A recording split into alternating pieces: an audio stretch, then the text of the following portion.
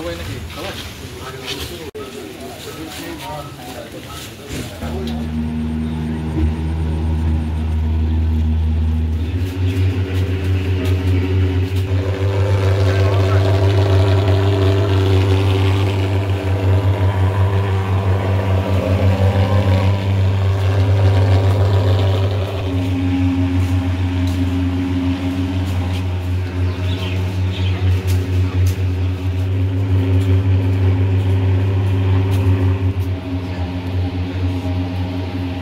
দেশের বিভিন্ন জায়গায় ডেঙ্গু এবং চিকুনগুনিয়া রোগের প্রাদুর্ভাব দেখা যায়।